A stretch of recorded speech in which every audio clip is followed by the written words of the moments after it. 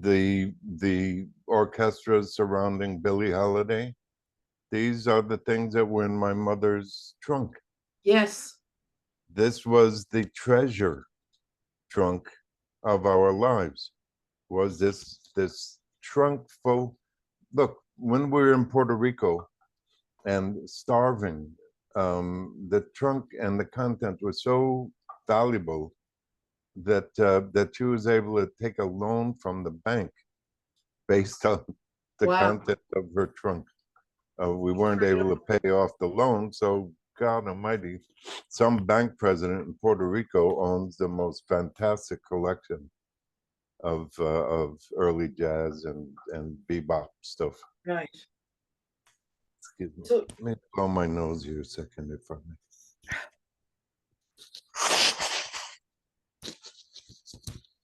There's allergies, man. We are in the spring and everything is blooming. It's right. beautiful, but it stimulates sneezing and Yeah. So um yeah, so what happened to South Atlantic Blues once it was recorded? well, I want to give some credit to Horace Ott and to Herb Gart. Herb executive produced the album. That means he made some decisions, he made some contacts.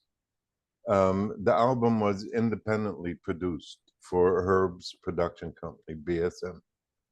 Uh, Horace Ott was a young black musicologist, arranger, highly educated Southern dude that had just done an album for Aretha Franklin.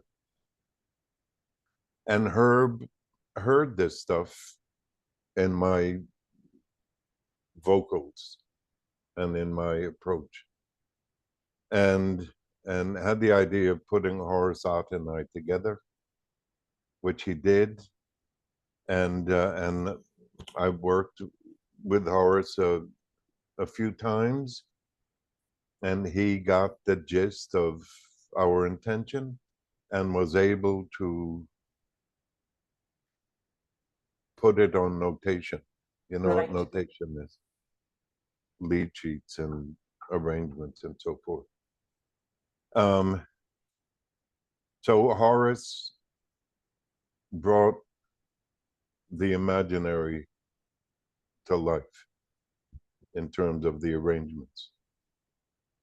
And Elmer Gordon, who had just before South Atlantic Blues produced Pearls Before Swine, which was a big underground hit in those days, um, was the producer on hand.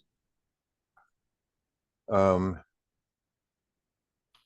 My writing partner, Joe Kukulis, probably half of the songs on South Atlantic Blues. We were both signed to Herb Gart's publishing company. And Joe was an absolute beauty. Joe's mother was a Venezuelan Indian woman, illiterate, who had somehow wound up in New Haven, Connecticut, completely unskilled, uneducated, illiterate Indian woman who had fallen in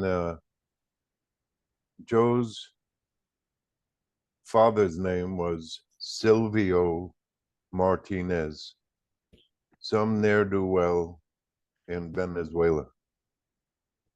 The Indian lady had found her way to New Haven, Connecticut, and fallen in with a Greek guy named Kukulis, and had a child with him, Jimmy Kukulis. And then the Greek guy disappeared, which was fine because he was abusive, apparently. But so the lady was dependent on Joe. Right. And Joe wanted to be a songwriter and had been involved in doo-wop groups and all this stuff all his life, and came down to New York and and was put together with the publishing company, Hill and Range, with Doc Pomus, to write with Doc while Mort was in Europe. Yeah. Again, this is 1964, 65. So I had done a number of demos for songs that Doc and Joe had written, Kukulis had written together, including All for the Sake of Love. And Joe had produced these demos, and they were quite good.